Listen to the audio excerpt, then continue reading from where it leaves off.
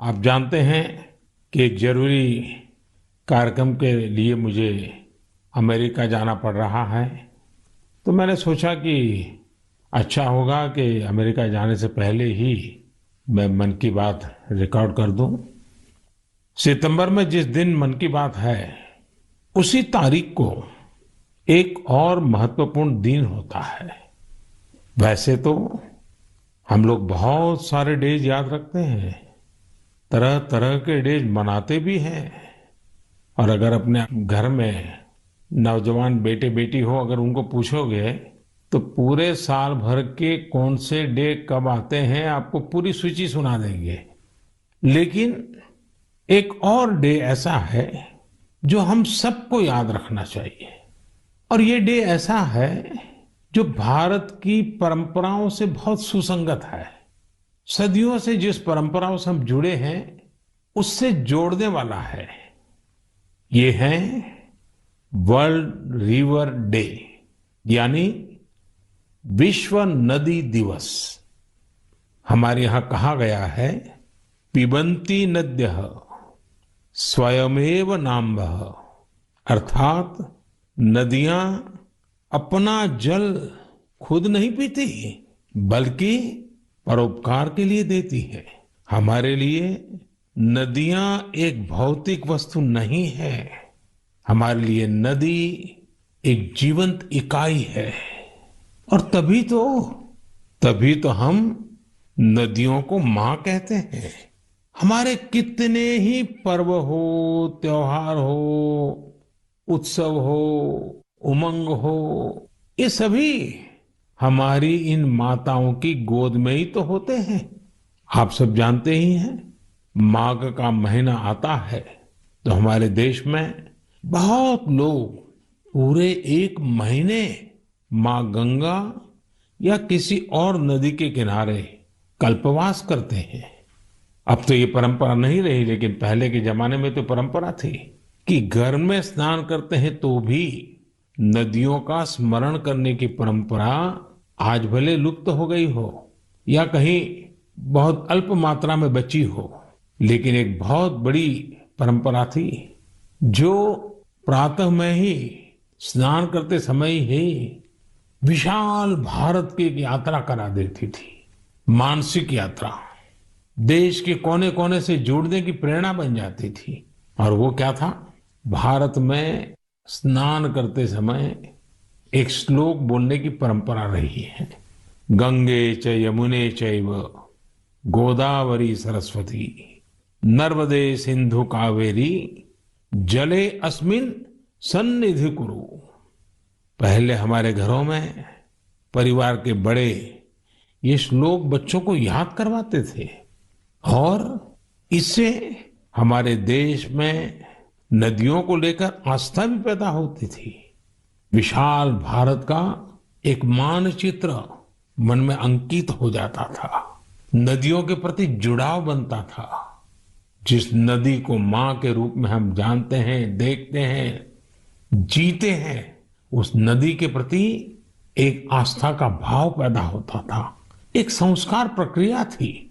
साथियों, जब हमारे देश में नदियों की महिमा पर बात कर रहे हैं तो स्वाभाविक रूप से हर कोई एक प्रश्न उठाएगा और प्रश्न उठाने का हक भी है और इसका जवाब देना ये हमारी जिम्मेवारी भी है।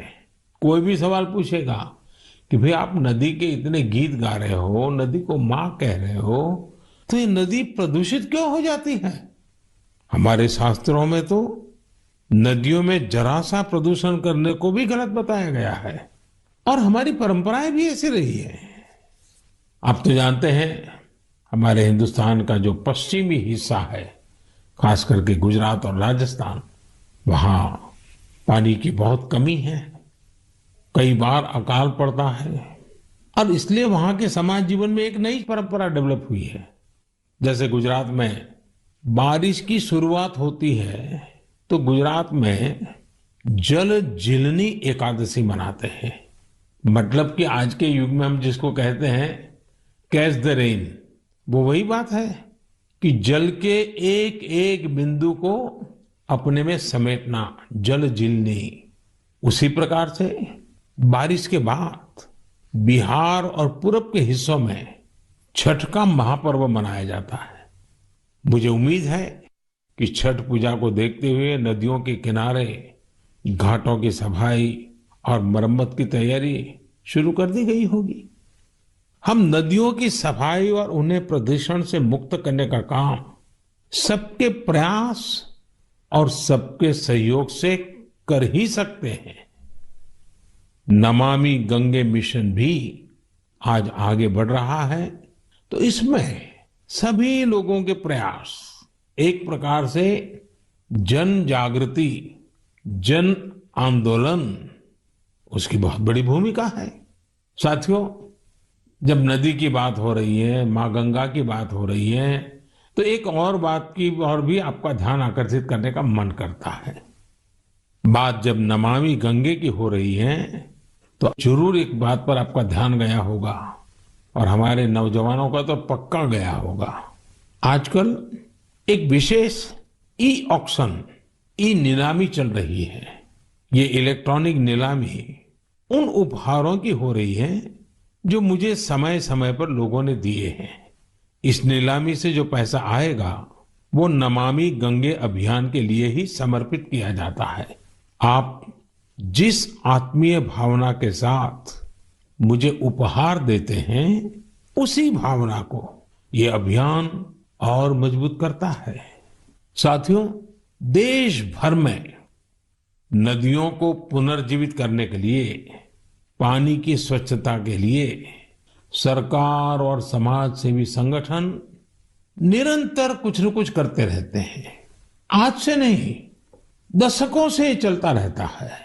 कुछ लोग तो ऐसे कामों के लिए अपने आप को समर्पित कर चुके होते हैं और यही परंपरा, यही प्रयास, यही आस्था हमारी नदियों को बचाए हुए है। और हिंदुस्तान के किसी भी कोने से जब ऐसी खबरें मेरे कान पे आती हैं, ऐसे काम करने वालों के प्रति एक बड़ा आदर का भाव मेरे मन में जगता है और मेरा भी मन करता है कि वो बातें आपको बताऊं। अब देखिए, तमिलनाडु के वेल्लोर तिरुवन्नामलाई जिले का एक उदाहरण देना चाहता हूं। यहाँ एक नदी बहती है, नागा नदी। अब ये नागा नदी बरसों पहले सूख गई थी। इस वजह से वहां का जलस्तर भी बहुत नीचे चला गया था। लेकिन वहां की महिलाओं ने बीड़ा उठाया कि वो अपनी नदी को पुनर्जीवित करेगी। फिर क्या था, उन्होंने लोगों को जोड़ा, जन भागीदारी से नहरें खोदी, चेक डैम बनाए, रिचार्ज कुएं बनाए। आपको भी जानकर के खुशी होगी साथियों कि आज वो नदी पानी से भर गई है। और जब नदी पानी से भर जाती है ना, तो मन को इतना सुकून मिलता है। मैंने प्रत्यक्ष इसका अनुभव किया है। आप में से बहुत लोग जानते होंगे कि जिस साबरमती के तट पर महात्मा गांधी ने साबरमती आश्रम बनाया था, पिछले कुछ दशकों में ये साबरमती नदी सूख गई थी। साल में 6-8 महीने पानी नजर ही नहीं आता था। लेकिन नर्मदा नदी और साबरमती नदी को जोड़ दिया, तो अगर आज आप अहमदाबाद जाओगे तो साबरमती नदी का पानी ऐसा मन को प्रफुल्लित करता है। इसी तरह बहुत सारे काम, जैसे तमिलनाडु की हमारी ये बहनें कर रही हैं, देश के अलग अलग कोने में चल रहे हैं। मैं तो जानता हूं कई हमारे धार्मिक परंपरा से जुड़े हुए संत हैं, गुरुजन हैं, वे भी अपनी आध्यात्मिक यात्रा के साथ साथ पानी के लिए, नदी के लिए बहुत कुछ कर रहे हैं। कई नदियों के किनारे पेड़ लगाने का अभियान चला रहे हैं, तो कहीं नदियों में बह रहे गंदे पानी को रोका जा रहा है। साथियों, वर्ल्ड रिवर डे जब आज मना रहे हैं, तो इस काम से समर्पित सबकी मैं सराहना करता हूं, अभिनंदन करता हूं। लेकिन हर नदी के पास रहने वाले लोगों को, देशवासियों को मैं आग्रह करूंगा कि भारत में कोने कोने में साल में एक बार तो नदी उत्सव मनाना ही चाहिए। मेरे प्यारे देशवासियों, कभी भी छोटी बात को, छोटी चीज को छोटी मानने की गलती नहीं करनी चाहिए। छोटे छोटे प्रयासों से कभी कभी तो बहुत बड़े बड़े परिवर्तन आते हैं।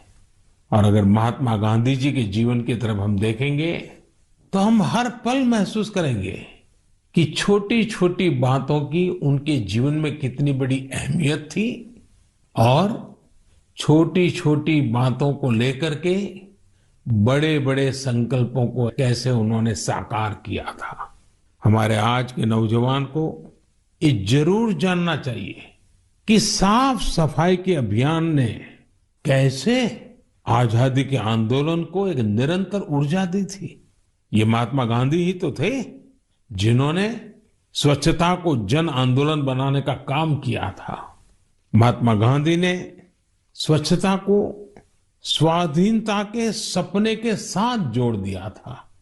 आज इतने दशकों बाद स्वच्छता आंदोलन ने एक बार फिर देश को नए भारत के सपने के साथ जोड़ने का काम किया है और ये हमारी आदतों को बदलने का भी अभियान बन रहा है। और हम ये न भूलें कि स्वच्छता ये सिर्फ एक कार्यक्रम है। स्वच्छता ये पीढ़ी दर पीढ़ी संस्कार संक्रमण की एक जिम्मेवारी है और पीढ़ी दर पीढ़ी जब स्वच्छता का अभियान चलता है तब संपूर्ण समाज जीवन में स्वच्छता का स्वभाव बनता है। और इसलिए ये साल, 2 साल, एक सरकार, दूसरी सरकार ऐसा विषय नहीं है।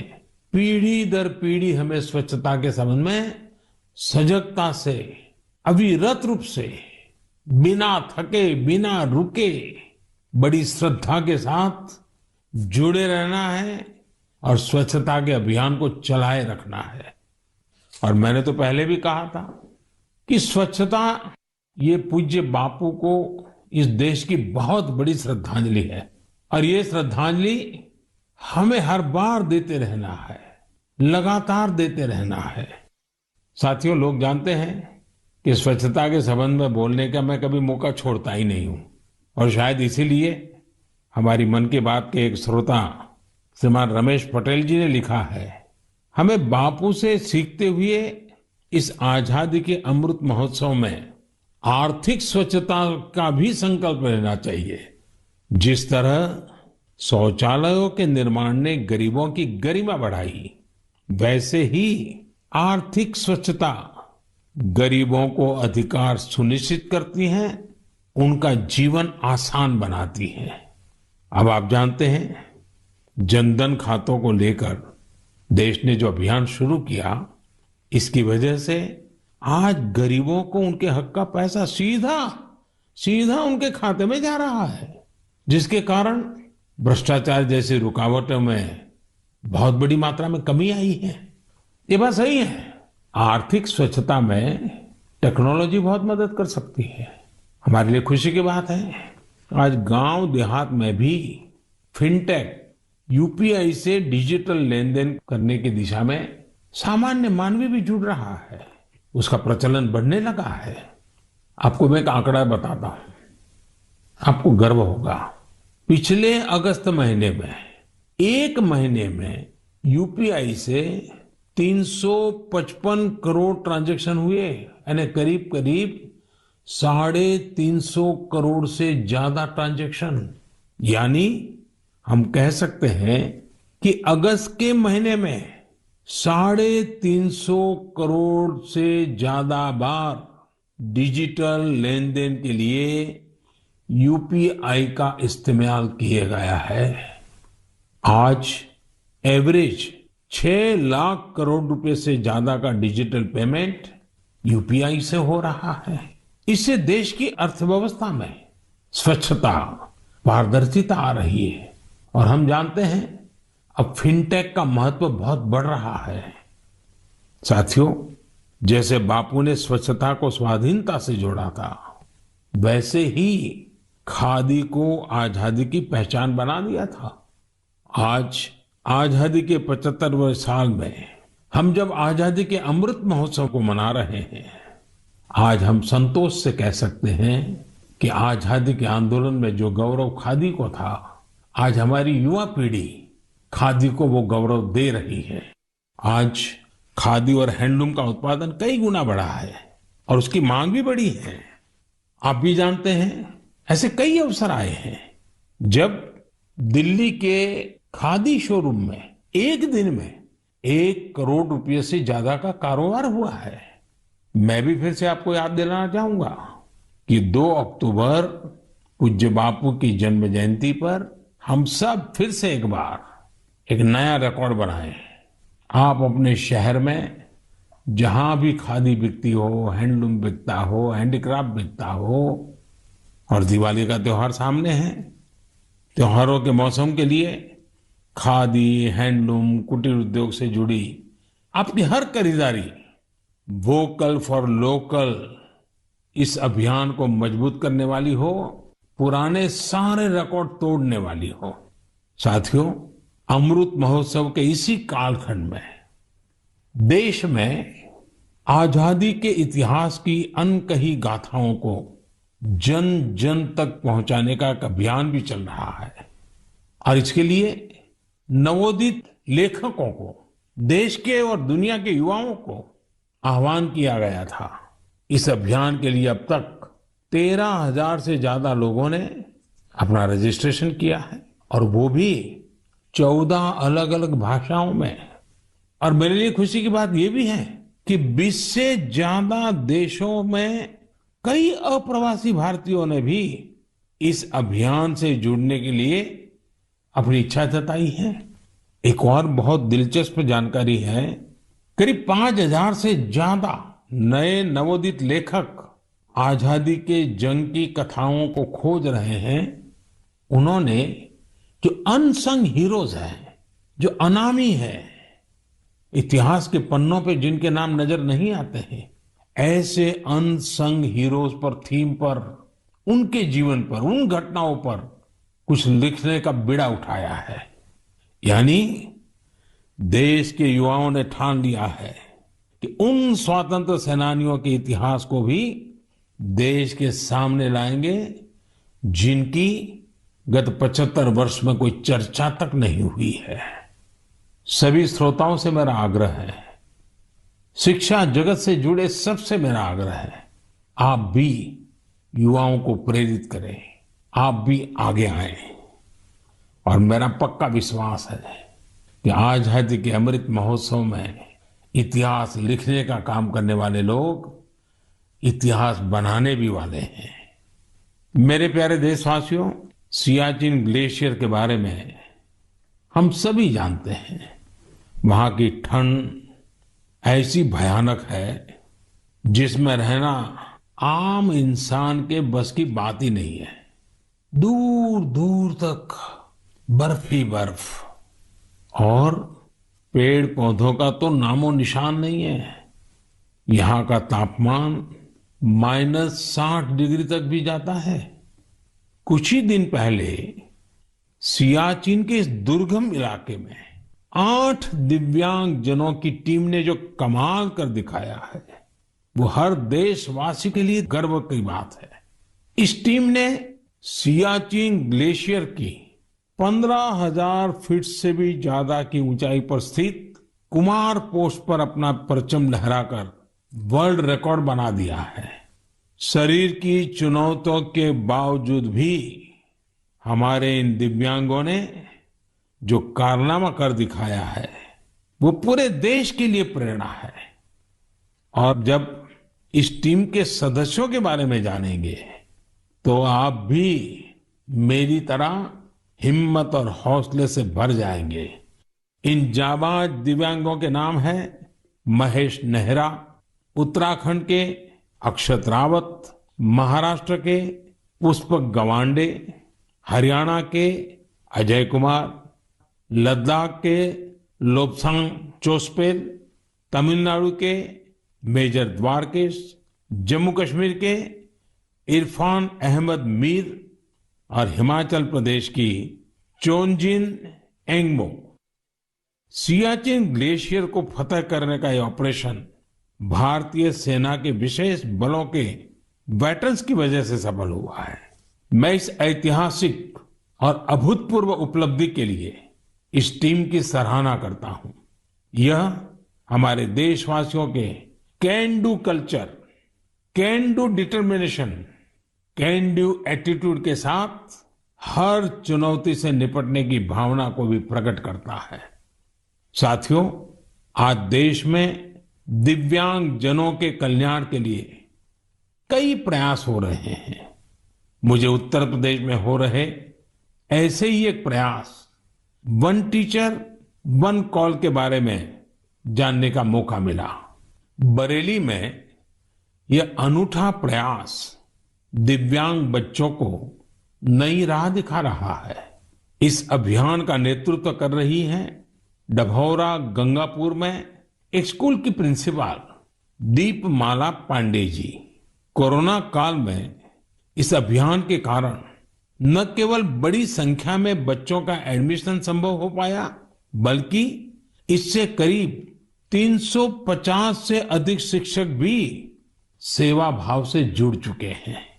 ये शिक्षक गांव-गांव जाकर दिव्यांग बच्चों को पुकारते हैं, तलाशते हैं और फिर उनका किसी न किसी स्कूल में दाखिला सुनिश्चित कराते हैं।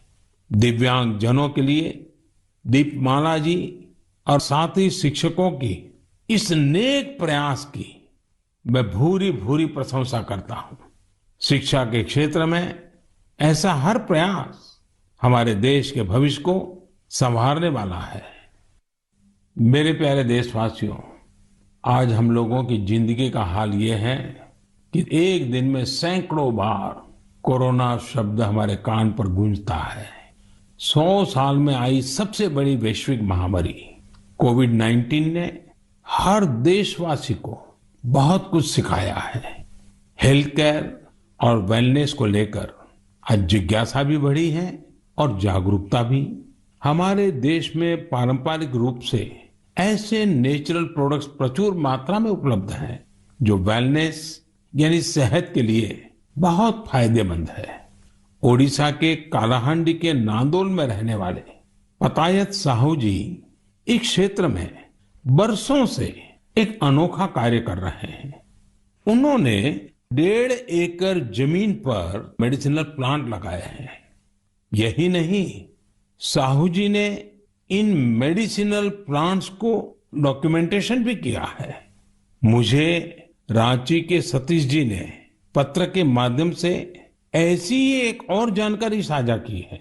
सतीश जी ने झारखंड के एक एलोवेरा विलेज की ओर मेरा ध्यान दिलाया है। रांची के पास ही देवरी गांव की महिलाओं ने मंजू कश्यप जी के नेतृत्व में बिरसा कृषि विद्यालय से एलोवेरा की खेती का प्रशिक्षण लिया था। इसके बाद उन्होंने एलोवेरा की खेती शुरू की। इस खेती से न केवल स्वास्थ्य के क्षेत्र में लाभ मिला, बल्कि इन महिलाओं की आमदनी भी बढ़ गई। कोविड महामारी के दौरान भी इन्हें अच्छी आमदनी हुई। इसकी एक बड़ी वजह यह थी कि सैनिटाइजर बनाने वाली कंपनियां सीधे इन्हीं से एलोवेरा खरीद रही थी। आज इस कार्य में करीब 40 महिलाओं की टीम जुटी है और कई एकड़ में एलोवेरा की खेती होती है। ओडिशा के पतायत साहू जी हो या फिर देवरी में महिलाओं की टीम, इन्होंने खेती को जिस प्रकार स्वास्थ्य के क्षेत्र से जोड़ा है, वो एक अपने आप में मिसाल है। साथियों, आने वाली 2 अक्टूबर को लाल बहादुर शास्त्री जी की भी जन्म जयंती होती है। उनकी स्मृति में ये दिन हमें खेती में नए नए प्रयोग करने वालों की भी शिक्षा देता है। मेडिसिनल प्लांट के क्षेत्र में स्टार्टअप को बढ़ावा देने के लिए मेडी हब टीबीआई के नाम से एक इंक्यूबेटर गुजरात के आणंद में काम कर रहा है। मेडिसिनल और एरोमेटिक प्लांट से जुड़ा ये इंक्यूबेटर बहुत कम समय में ही 15 एंटरप्रेन्योर्स के बिजनेस आइडिया को सपोर्ट कर चुका है। इस इंक्यूबेटर की मदद पाकर ही सुधा चेब्रोलू जी ने अपना स्टार्टअप शुरू किया है। उनकी कंपनी में महिलाओं को प्राथमिकता दी जाती है और उन्हीं पर इनोवेटिव हर्बल फॉर्मुलेशंस की भी जिम्मेदारी है। एक और एंटरप्रेन्योर सुभाश्री जी ने, जिन्हें भी इसी मेडिसिनल और एरोमेटिक प्लांट इंक्यूबेटर से मदद मिली है। सुभाश्री जी की कंपनी हर्बल रूम और कार फ्रेशनर के क्षेत्र में काम कर रही है। उन्होंने एक हर्बल टेरेस गार्डन भी बनाया है जिसमें 400 से ज्यादा मेडिसिनल हर्ब्स हैं। साथियों, बच्चों में मेडिसिनल और हर्बल प्लांट्स के प्रति जागरूकता बढ़ाने के लिए आयुष मंत्रालय ने एक दिलचस्प पहल की है और इसका बीड़ा उठाया है हमारे प्रोफेसर आयुष्मान जी ने। हो सकता है कि जब आप ये सोचे कि आखिर प्रोफेसर आयुष्मान है कौन, दरअसल प्रोफेसर आयुष्मान एक कॉमिक बुक का नाम है। इसमें अलग अलग कार्टून किरदारों के जरिए छोटी छोटी कहानियां तैयार की गई हैं। साथ ही एलोवेरा, तुलसी, आंवला, गिलोय, नीम, अश्वगंधा और ब्रह्मी जैसे सेहतमंद मेडिसिनल प्लांट की उपयोगिता बताई गई है।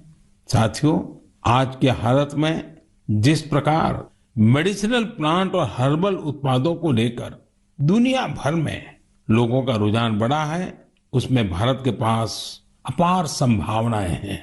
बीते समय में आयुर्वेदिक और हर्बल प्रोडक्ट के एक्सपोर्ट में भी काफी वृद्धि देखने को मिली है। मैं साइंटिस्ट, रिसर्चर्स और स्टार्टअप की दुनिया से जुड़े लोगों से ऐसे प्रोडक्ट की ओर ध्यान देने का आग्रह करता हूं जो लोगों की वेलनेस और इम्यूनिटी तो बढ़ाए, हमारे किसानों और नौजवानों की आय को भी बढ़ाने में मददगार साबित हो। साथियों, पारंपरिक खेती से आगे बढ़कर खेती में हो रहे नए प्रयोग, नए विकल्प लगातार स्वरोजगार के नए साधन बना रहे हैं। पुलवामा के दो भाइयों की कहानी भी इसी का एक उदाहरण है। जम्मू कश्मीर के पुलवामा में बिलाल अहमद शेख और मुनीर अहमद शेख ने जिस प्रकार अपने लिए नए रास्ते तलाशे, वो न्यू इंडिया की एक मिसाल है। 39 साल के बिलाल अहमद जी हाईली क्वालिफाइड है। उन्होंने कई डिग्रियां हासिल कर रखी है। अपनी उच्च शिक्षा से जुड़े अनुभवों का इस्तेमाल आज वो कृषि में खुद का स्टार्टअप बनाकर कर रहे हैं। बिलाल जी ने अपने घर पर ही वर्मी कंपोस्टिंग की यूनिट लगाई है। इस यूनिट से तैयार होने वाले बायो फर्टिलाइजर से न केवल खेती में काफी लाभ हुआ है, बल्कि यह लोगों के लिए रोजगार के अवसर भी लेकर आया है। हर साल इन भाइयों की यूनिट से किसानों को करीब 3000 क्विंटल वर्मी कंपोस्ट मिल रहा है। आज उनकी इस वर्मी कंपोस्टिंग यूनिट में 15 लोग काम भी कर रहे हैं। उनकी इस यूनिट को देखने के लिए बड़ी संख्या में लोग पहुंच रहे हैं और उनमें ज्यादातर ऐसे युवा होते हैं जो कृषि क्षेत्र में कुछ करना चाहते हैं। पुलवामा के शेख भाइयों ने जॉब सीकर बनने की जगह जॉब क्रिएटर बनने का संकल्प लिया और आज वो जम्मू कश्मीर ही नहीं बल्कि देश भर के लोगों को नई राह दिखा रहे हैं। मेरे प्यारे देशवासियों, 25 सितंबर को देश की महान संतान पंडित दीनदयाल उपाध्याय जी की जन्म जयंती होती है। दीनदयाल जी पिछली सदी के सबसे बड़े विचारकों में से एक है।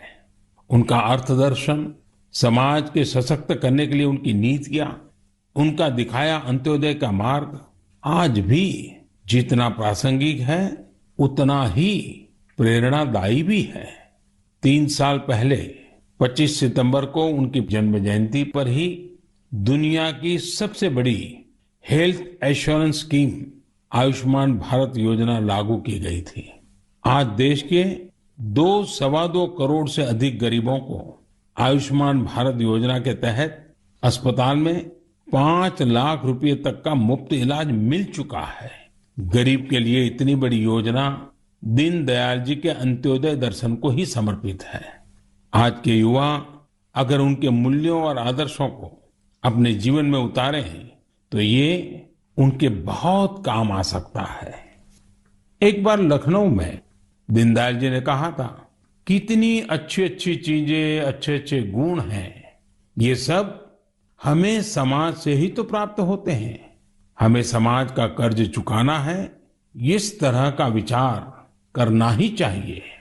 यानी दीनदयाल जी ने सीख दी कि हम समाज से, देश से इतना कुछ लेते हैं, जो कुछ भी है वो देश की वजह से ही तो है। इसलिए देश के प्रति अपना ऋण कैसे चुकाएंगे, इस बारे में सोचना चाहिए। ये आज के युवाओं के लिए बहुत बड़ा संदेश है। साथियों, दीनदयाल जी के जीवन से हमें कभी हार न मानने की भी सीख मिलती है। विपरीत राजनीतिक और वैचारिक परिस्थितियों के बावजूद भारत के विकास के लिए स्वदेशी मॉडल की विजन से वे कभी डिगे नहीं। आज बहुत सारे युवा बने बनाए रास्तों से अलग होकर आगे बढ़ना चाहते हैं। वे चीजों को अपनी तरह से करना चाहते हैं। दीनदयाल जी के जीवन से उन्हें काफी मदद मिल सकती है। इसलिए युवाओं से मेरा आग्रह है कि उनके बारे में जरूर जानें। मेरे प्यारे देशवासियों, हमने आज बहुत से विषयों पर चर्चा की। जैसा हम बात भी कर रहे थे, आने वाला समय त्योहारों का है। पूरा देश मर्यादा पुरुषोत्तम श्री राम की असत्य पर विजय का पर्व भी मनाने वाला है। लेकिन इस उत्सव में हमें एक और लड़ाई के बारे में याद रखना है, वो है देश की कोरोना से लड़ाई। टीम इंडिया इस लड़ाई में रोज नए रिकॉर्ड बना रही है। वैक्सीनेशन में देश ने कई ऐसे रिकॉर्ड बनाए हैं जिसकी चर्चा पूरी दुनिया में हो रही है। इस लड़ाई में हर भारतवासी की अहम भूमिका है। हमें अपनी बारी आने पर वैक्सीन तो लगवानी ही है, पर इस बात का भी ध्यान रखना है कि कोई इस सुरक्षा चक्र से छूट न जाए। अपने आसपास जिसे वैक्सीन नहीं लगी है, उसे भी वैक्सीन सेंटर तक ले जाना है।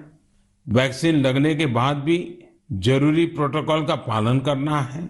मुझे उम्मीद है इस लड़ाई में एक बार फिर टीम इंडिया अपना परचम लहराएगी। हम अगली बार कुछ और विषयों पर मन की बात करेंगे। आप सभी को, हर देशवासी को